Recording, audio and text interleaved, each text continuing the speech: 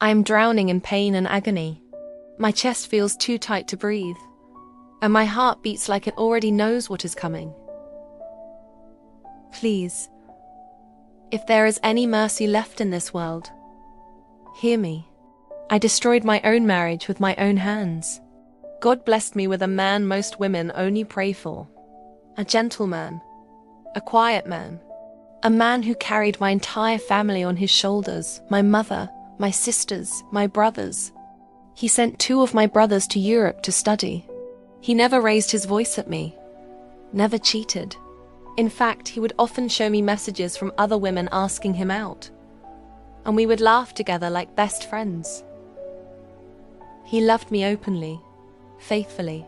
His name is Juma, and he is 35. I am Jessica, 32.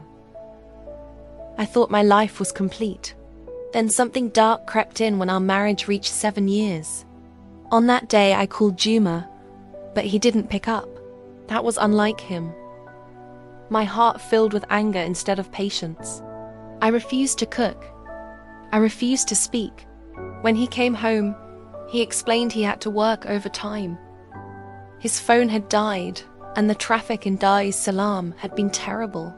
He begged for my attention, but I shut him out completely. Silently, he went to bed that night. The next morning, he packed a few clothes and a travel bag and left.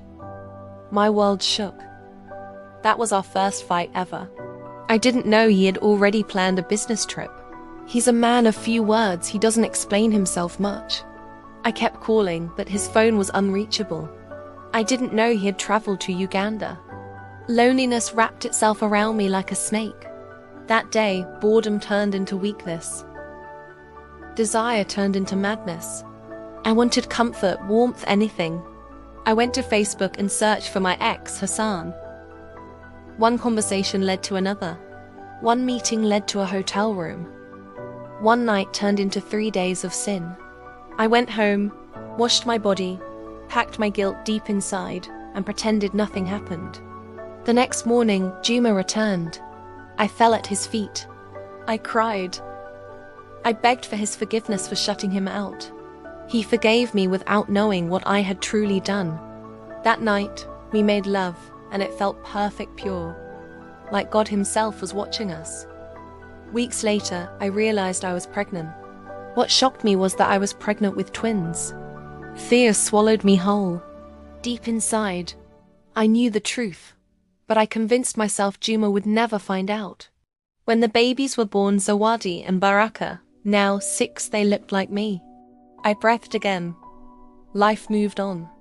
I was now even pregnant again, our 3rd child, Nia, due soon. But the truth never sleeps. One day, Juma played the DVD American lottery with the family, and he won. The US Embassy requested a DNA test for the kids. That's when everything changed. He took the children to the hospital with him. I never suspected a thing. He told me he was just visiting a friend with them. But secretly, he did the DNA tests. I stumbled on a post he had made on Facebook one I wasn't supposed to see. My blood ran cold. The kids are not mine. Then came the words that froze my soul. She wanted to make me repeat this. Something inside me screamed, "Run." My legs gave way. I couldn't scream. I couldn't cry. I packed my clothes, gathered the children, opened the back gate, and I ran for my life. I was 5 months pregnant with Nia, Juma's child. I went to my mother's house in Arusha and told my parents everything. I was in tears, heavy with guilt, feeling as though my own hands had been the ones to ruin what we had built. Minutes after I escaped, my younger sister, Fatma, called me. Her voice was trembling as she said Juma was furious searching for me and the children. That night, at my mother's house, I did not sleep. I watched Sawadi and Baraka breathe and felt the weight of every choice I had ever made. By morning, something inside me changed. Running had not saved me. It had only delayed the truth. So I asked my parents to call Juma's family elders. I asked for a meeting, not to defend myself, but to confess.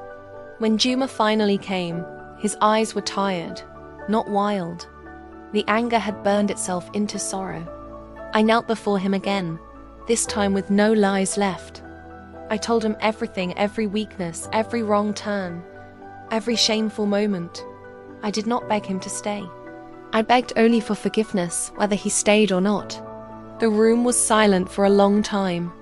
Then the man I married, the gentleman, the quiet man, spoke. He said the truth had broken him, but the lies had hurt worse.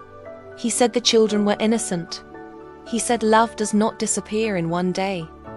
Even when trust is shattered, healing did not come instantly. There were tears, distance, counseling, and many painful conversations.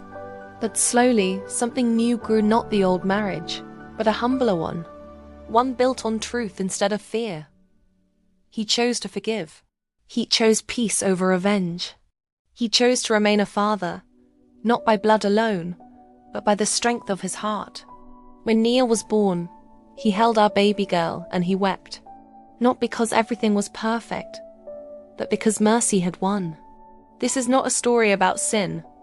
It is a story about consequences, truth, and grace. I learned that love is not proven by perfection, but by accountability. I learned that running from the truth only deepens the wound, but facing it can open the door to healing. My marriage was broken by my hands, but it was rebuilt by honesty, patience, and forgiveness. And though the scars remain, our family stands imperfect, humbled, and still held together by mercy. Thank you for listening to my story. If you've ever felt lost in guilt or fear, know that healing is possible, but it starts with facing the truth. Please share this story if it touched you, and remember to subscribe for more real-life lessons.